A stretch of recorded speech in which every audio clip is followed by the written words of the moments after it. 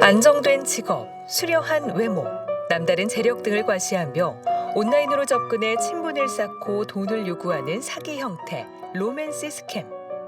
사람의 심리를 교묘하게 이용하는 치밀한 작전이 수많은 피해자를 울리고 있습니다.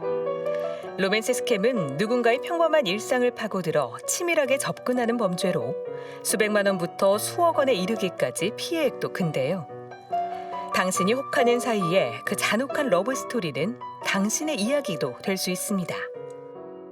우리가 과거에는 오프라인을 통해서만 이성을 만나고 교제를 하는 과정을 거쳤지만 지금은 수많은 데이팅 앱들이 있고 온라인에서의 채널들이 있기 때문에 그 안에서 다양한 이성들과 대화를 나누고 거기서 또 발전을 하는 이런 경험을 많은 사람들이 가지고 있거든요. 그러다 보니까 데이팅 앱이라든지 다양한 온라인 이런 채널을 통해서 접근하는 것이 사람들 마음속에 거부감이 없고 거기서 일단 라포를 형성한 다음에는 실질적으로 일반적인 연인 관계에서 나타나는 그런 연인 발전 관계를 거치게 되거든요. 코로나19 이후 신뢰를 바탕으로 진행됐던 오프라인 만남들이 온라인으로도 확장됐습니다. 이를 악용한 로맨스 스캠 범죄 또한 점점 늘어났고 우리 지역에서도 피해 사례를 흔히 볼 수 있게 됐습니다. 대전의 경우에는 2017년부터 2021년까지 대법원에서 로맨스 스캠으로 유죄 판결된 수를 보면은 서울, 창원 다음으로 많은 편인데 그 비율이 12.3%입니다. 근데 이걸로 수치상으로만 판단하기가 어려운 게 로맨스 스캠 피해자분들이 자기가 피해를 당했다는 사실을 인지하지 못하시는 경우들이 많고 또 실제 그걸 당했다는 것을 인지하고 나셔서는 되게 수치스러워 하시거든요. 국가정보원에 따르면 국정원 112 센터로 접수된 로맨스 스캠 피해 건수는 5년 새 4배가량 증가한 것으로 파악됐습니다. 2023년에는 피해액이 55억 원을 넘어서면서 사상 최고치를 기록했습니다. 핸드폰 말고 이제 신분증을 이용해서 본인 인증 받아서 네이버에도 인증서 만들고 인증서 만든 거를 다시 또 계좌 같은 걸 새로 개설을 해서 그 개설된 계좌를 이용해서 피해가 점점 더 커지게 되고 여기 앱에 있는 보험, 증권, 은행권에 있는 계좌에서 돈을 다 대출까지 받아가는 그런 형태로 발전되는 거죠. 실제로 로맨스 스캠의 표적이 됐었다는 한 여성. 처음 범죄 사실을 의심할 수 없을 정도로 접근 과정은 아주 평범했습니다. 저는 의심은 딱히 없었어요. 그냥 대화를 하고 그냥 평범했으니까. 근데 이제 갑자기 좀 수상해지게 된 거는 있었죠. 방송 일을 하고 있다 이러길래 유튜브 개인 방송 하나 보다 이렇게 생각을 했었죠. 근데 뭔가 사이트 주소가 이상해요. 알려준 사이트 주소가. 거기서부터 저는 좀 의심이 들긴 했죠. 들어가려고 보니까 무슨 회원가입을 해야 되는데 그것도 좀 수상하긴 했어요. 상대방이 알려준 사이트는 검색은 되지만 바로 접속할 수 없는 사이트. 시청을 위해선 코인을 지불해야 했습니다. 이거 돈이 필요한데 뭐냐 했더니 갑자기 돈을 주겠다고 하더라고요. 그래도 뭔가 방송에 안 들어가지더라고요. 그러면 관리자한테 얘기를 하라고 하더라고요. 관리자한테 얘기를 하니까 거기서 이제 약간 좀 충전을 유도하는 식으로 얘기를 하더라고요. 금액을 이 정도로 충전해야 한다는데 너무 누가 봐도 이상하지 않냐 말을 했는데 자기도 나를 믿고 준 건데 그거를 다시 받아야 된다는 식으로 얘기를 하더라고요. 받으려면 제가 돈을 다시 돌려주기 위해서 또 제가 돈을 충전해야 하는 그런 구조였던 것 같아요. 로맨스 스캠은 대리송금이나 환전을 부탁하기도 하고요. 또 인맥을 쌓은 후 투자를 유도하는 방식까지 수법이 다양합니다. 처음에는 저는 그냥 한 개로 흘렸는데 좀 집요하게 다가오다 보니까 그냥 1, 2, 3 치고 가지고 있는 돈 한 5만 원 정도 한번 호기심에 해봤어요. 투자금이 발생될 거라고 하면서 며칠 기다렸다가 저한테 제가 한 10만 원인가 30만 원 정도를 했다가 이제 도저히 안 한다고 하다가 갑자기 수익금이 생겼다면서 저한테 수익금을 보내주는 거예요. 원금이 아니라 수익금만. SNS를 통해 투자를 권유하고 소규모 투자일 때는 수익금을 나눠주다가 큰 금액이 입금되면 자취를 감추는 방식.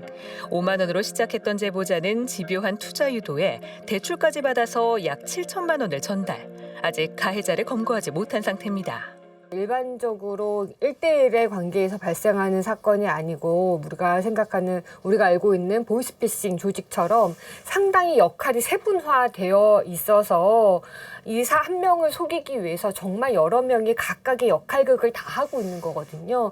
그러다 보니까 이제 이 개인이 이 한 사람을 상대하고 있지만 사실 그 뒤에 있는 다양한 그 조직 구성원들을 상대하고 있다 보니까 속기가 매우 쉬운 구조 속에 놓여져 있고, 로맨스 스캠은 조직적인 범죄입니다. 피해자와 채팅을 담당하는 사람 외에도 주변인 역할을 하며 신원을 보증하는 인물들이 있고 가짜 사이트를 만들거나 돈을 운송하는 인출책 등의 조력자가 있는 체계적인 구조입니다. 관계가 형성이 되면은 이 관계를 유지하고 발전시키기 위해서 다양한 그루밍 작업들을 많이 합니다. 그렇기 때문에 속을 수밖에 없고, 이러한 과정에서 그 피해자의 경우에는 감정적으로 상당히 취약한 면이라든지 이런 부분을 가해자가 상당히 많이 잘 건드릴 수가 있어요. 로맨스 스캠에서는 유명인을 사칭하는 경우도 있는데요. 모두가 알만한 기업인부터 연예인까지 국내외를 넘나드는 인물로 접근하고 있습니다.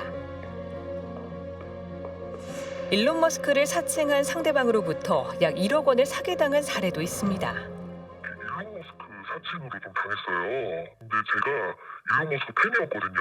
일론 머스크 관련 영상도 많이 보고 자서전도 사고 그리고 존경했고 팬이었었어요, 제가. 황당한 설정이라고 생각할 수도 있지만 가해자는 전화, 영상통화 등으로 자신이 일론 머스크라는 것을 끊임없이 증명했다는데요. 이 과정에서 이른바 딥페이크라는 인물 합성 기술을 활용했습니다. I must say that I'm rather disappointed that you've not replied to my recent message. Although you are a busy person, I'm sure I'm even busier, and yet I still made time to reach out to you. Never had vision ever, like they were born blind. We believe we can still restore vision. 로맨스 스캠 피해자들을 두고 언론이나 이제 인터넷의 이제 댓글들의 반응을 보면 피해자들 비난하는 게 너무나 많거든요. 누구나 다 사실 나에게 다른 사람에게 호감을 갖고 또 그 사람이 나를 사랑해 준다라고 하면 뭔가 더 이렇게 내가 높아진, 내가 더 발전해 나가는 것 같고 이런 모습을 기대를 하게 되는데, 이러한 욕망이 그렇게 싸잡아서 비난받아야 할 욕망인가? 라는 생각을 대놓고 그냥 좀 한번 공론화해보고 싶고요. 피해자가 오히려 숨고 비난을 받는 상황에 속상해하던 피해자는 인터뷰 말미에 이런 부탁을 하기도 했습니다.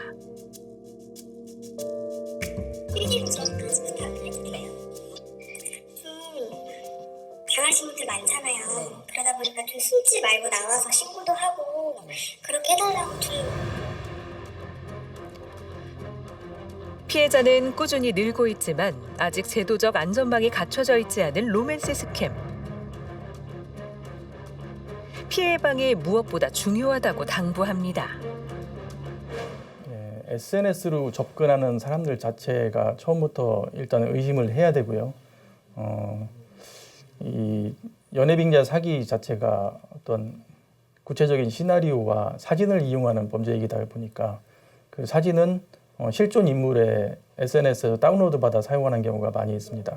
실제 우리가 촬영하는 카메라의 경우에는 화면 해상도가 한 7,000 픽셀 내외 정도로 촬영이 되는데 SNS에 들어가 있는 인스타그램이나 페이스북 같은 경우에는 1000픽셀 내외로 사진이 업로드가 되기 때문에 사진 크기를 비교해 보신다면 실제로 촬영해서 전송을 한 것인지 아니면은 다운로드 받아 전송한 것인지 확인할 수 있고요.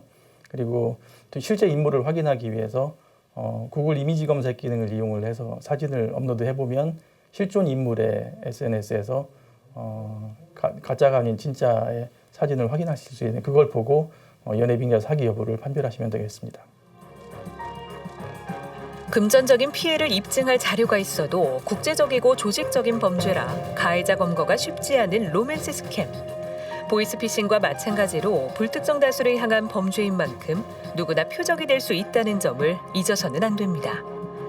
또한 한 번도 만난 적이 없는 사람의 금전 요구는 무조건 거절해야 하고 지인과의 대화를 통해 객관적인 시각을 경청해야 합니다.